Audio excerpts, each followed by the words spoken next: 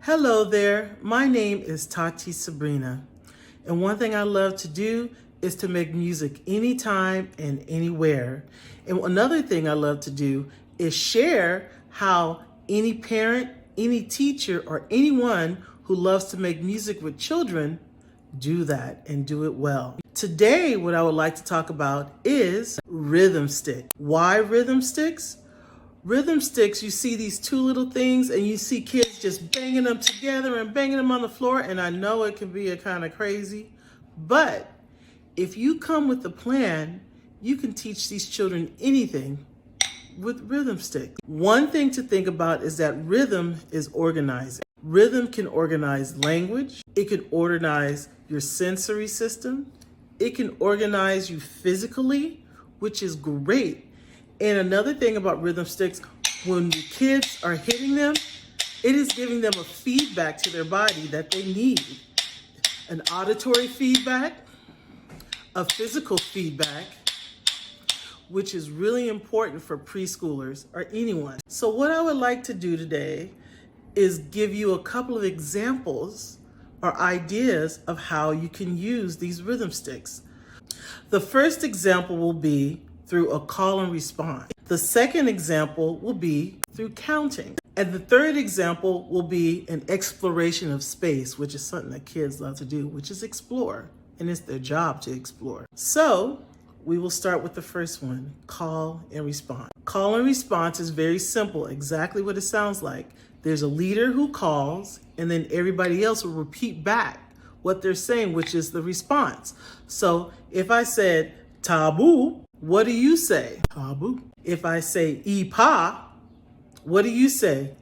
Ipa. If I say wata wata, what do you say? Wata wata. So the song is very simple. It's called Taboo, and you'll catch on. It's actually an African song that I learned from a Miss Ella Jenkins. But it's great. I usually do it with a hand drum, but today, because we're doing call and response with the sticks, we're gonna do it with the sticks. But you will get the exact same from the children that you would whether using the hand drums or the sticks. So let's start. Taboo, ipa, a wata wata wata yega.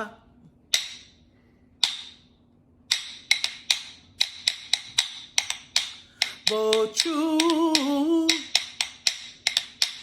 ipa, changa changa changa yega.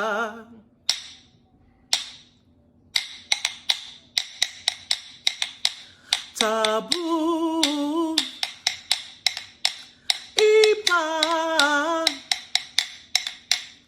a wata wata wata yega.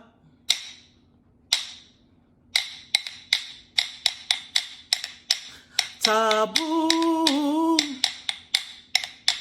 ipa, changa changa changa yega. Here we go. Taboo, ipa, boom boom boom boom boom chick, boom boom boom boom boom chick, boom boom boom boom boom chick.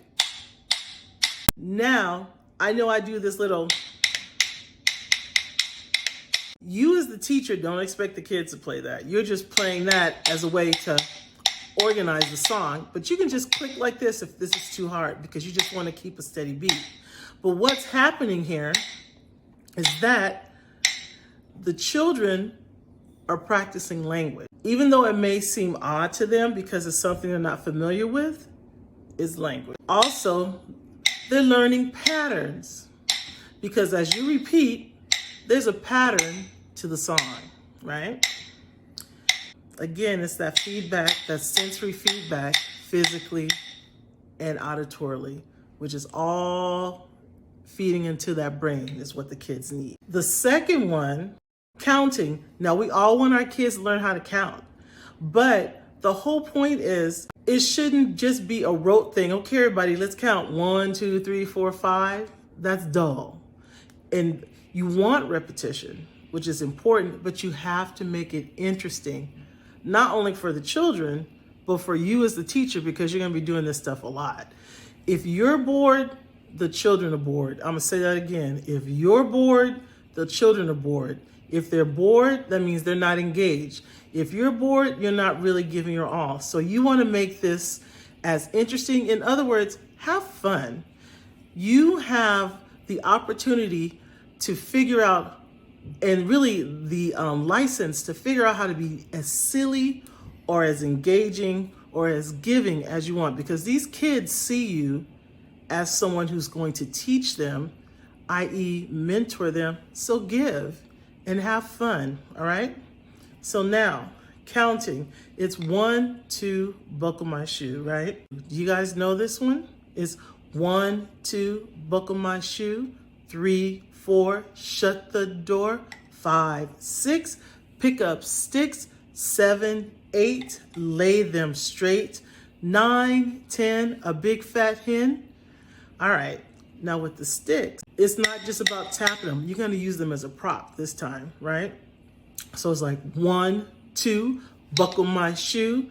3, 4, shut the door. 5, 6, pick up sticks. 7, 8, lay them straight. 9, 10, do it again. 1, 2, buckle my shoe. 3, 4, shut the door. 5, 6, pick up sticks. 7, 8, lay them straight. 9, 10, do it again.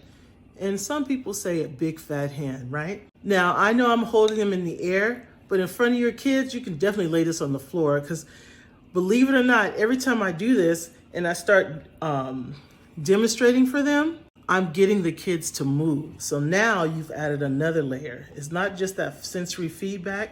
Now you have fine motor, you have gross motor as they're moving their arms and their bodies, because it's the larger muscles.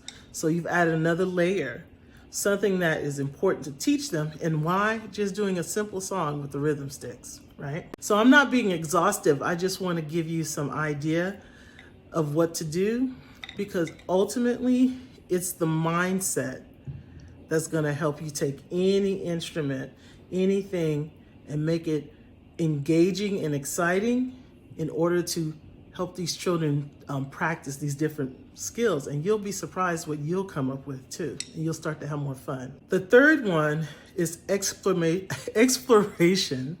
of space. And just to think about how with the counting, the 1, 2, buckle my shoes, how we use this as a prop. The sticks, even though we want the children to be safe, and I'll go over that in a little bit, you still want to give them license to move, whether it be in a small way or a large way, because that's just natural for them. And you want to engage as much of the child while you're doing this, but at the same time, still give them boundaries, but also a lot of creative license, because you'll learn a lot from the children too if you do that. Because eventually you want the children to lead even more than you do. You want to get to the point where the children are actually directing the class, because that's when you know they're building self-confidence. That's when you know they're becoming more creative. That's when you know that that child is actually fully engaged in learning. All right. So the ants go marching one by one, hurrah, hurrah. The ants go marching one by one, hurrah, hurrah. The ants go marching one by one. The little one stopped to suck his thumb, and we all go marching down to the ground to get out of the rain. Boom, boom, boom, boom, boom, boom. The ants go marching 2 by 2, hurrah, hurrah. The ants go marching 2 by 2, hurrah, hurrah. The ants go marching 2 by 2. The little one stopped to tie his shoe, and we all go marching down to the ground to get out of the rain. Boom, boom, boom, boom, boom, boom. The ants go marching 3 by 3, hurrah, hurrah. The ants go marching 3 by 3, hurrah, hurrah. The ants go marching 3 by 3. The little one stopped because he hurt his knee. And we all go marching down to the ground to get out of the rain. Boom, boom, boom, boom, boom, boom. So this song goes on for a long time, but the kids don't care. And you basically, if you notice, for each number, the kick sticks 2 times. And when I said 3, now you don't have to do this all the way up to 8. I usually stop doing that by 5. But believe me, there'll be children, if you do it consistently, who will pick up on that. And they'll say, oh, teacher, you're clicking it 1 time, 2 times, 3 times, 4 times, whatever. But the exploration of space comes because you're moving down, you're moving up, and big moves, small moves. Even though you don't see it right now, I'm even touching body parts. When I say knee, I put both the sticks on my knee. And even when it says shoe, a lot of times I'll point to the shoe. What I'll do, I'll give you the words to the songs and I'll write out exactly what I do, the motions and how I use the sticks with each one of the lyrics. So again, it's really, really, really fun. And you can think out of the box yourself.